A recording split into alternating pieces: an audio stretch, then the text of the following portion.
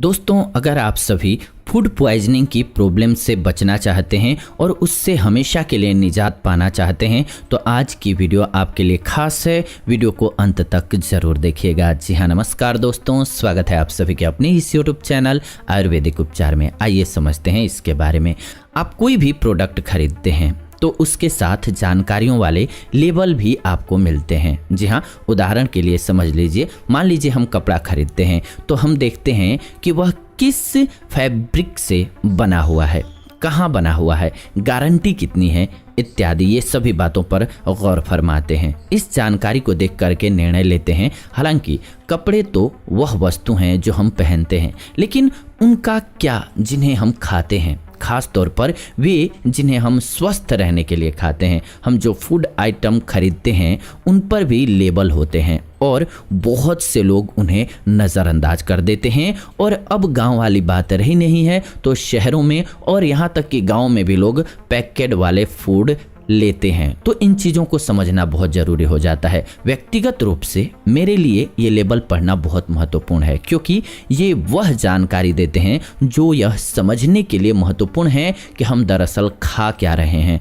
साथ ही साथ हम एक ही फूड प्रोडक्ट के अलग अलग विकल्पों में उनके न्यूट्रिशनल कंटेंट के आधार पर तुलना भी कर सकते हैं। ये जानकारी फूड आइटम्स के पैकेट्स, बॉटल्स, केन्स और डिब्बों के पीछे आपको आसानी से मिल जाता है। इन फूड्स लेवल्स को ठीक तरीके से कैसे पढ़ा और समझा जाए, इससे जुड़े टिप्स आपको हम आज इस वीडियो में बता रहे हैं, क्योंकि इसे समझना बहुत ज़रूरी है। न्यूट्रिशन फैट्स टेबल, सबसे पहले समझें कैलोरीज का फंडा। इसमें carbohydrate, protein, sugars, fibre, fat यानी कि सैचुरेटेड और trans fat, cholesterol, sodium, vitamin, calcium और आयरन इत्यादि होते हैं। इसमें सबसे महत्वपूर्ण जानकारी होती है कैलोरीज और सर्विंग साइज। जी हाँ, सर्विंग साइज का मतलब है कि एक बार में कितना परोसा जाए, यानी खाने का स्टैंडर्ड अमाउंट कितना होना चाहिए। मैंने देखा है कि यह वह भाग होता है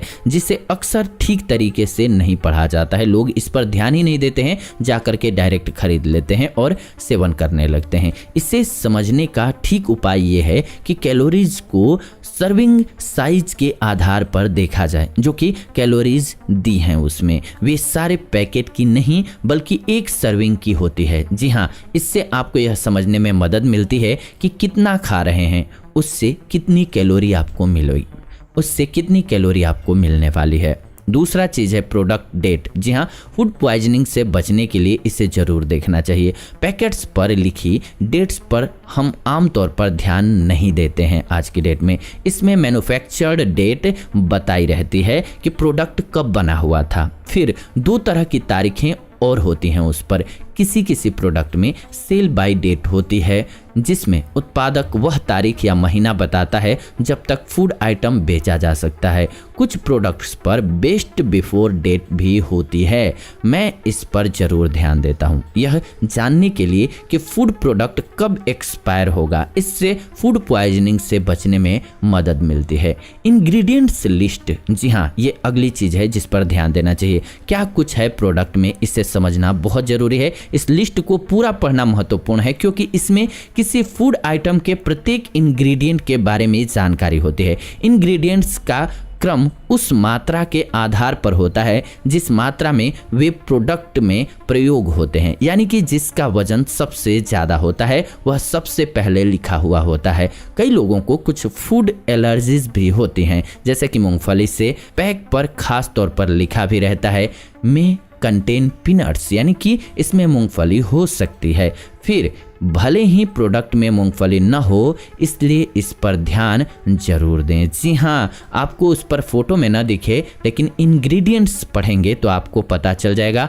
और आप फूड पॉइजनिंग जैसी प्रॉब्लम्स से बचे रहेंगे और स्वास्थ्य के लिए कितना कैसे इस्तेमाल करना है ये समझ सकेंगे। और हम सभी को समझना चाहिए, अपने भोजन को समझना बहुत ज़रूरी है कि हमारे शरीर को कब कितना और क्या चाहिए, और इसके लिए ये चैनल बेस्ट है। ये चैनल अगर आप कुछ दिन तक फॉलो कर लेंगे तो आप पूर्णतः समझ जाएंगे कि हमारी बॉडी को कौन सी चीज़ की कितनी मात्रा में आवश्यकता होती है। उसी के अनुसार आप अपने भोजन को निर्धारित कर लेंगे, फिर आप पूरे जीवन फिट रह सकते हैं, स्वस्थ रह सकते हैं। इसीलिए हम अलग अलग औषधियों के बारे में जो हमारे डेली रूटीन में इस्तेमाल होती हैं उनके बारे में बताते रहते हैं आप सभी को, ताकि उसे भी समझ जाएं धीरे धीरे। तो आप अपने खाने को बैलेंस करके, खाने को जो लोग बैलेंस करना सीख गए तो वो हर चीज खा सकते हैं बैलेंस करके, और उनको कभी भी कोई प्रॉब्लम नहीं होगी। ये नहीं होता है कि मीठा नहीं खाना है, तीखा नहीं खाना है, खाना सब कुछ है, लेकिन बैलेंस करना आना चाहिए आपको कि क्या चीज हमने खाया है तो उसका बैलेंस करने के लिए क्या चीज खाएंगे तो वो बैलेंस आ जाएगा। बस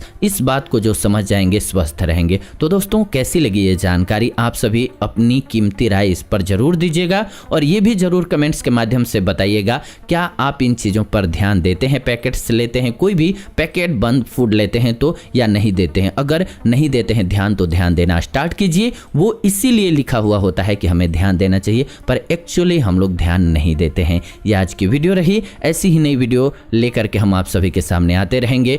तो ऐसी नई बेस्ट वीडियोज के लिए चैनल को सब्सक्राइब करके बेल नोटिफिकेशन को ऑन कर लीजिए, ताकि नई वीडियोज आपको मिलती रहें। फिलहाल आज की इस वीडियो से विदा लेते हैं, जुड़ेंगे नई वीडियो में। तब तक खुश रहें, स्वस्थ रहें। धन्यवाद, नमस्कार दोस्तों।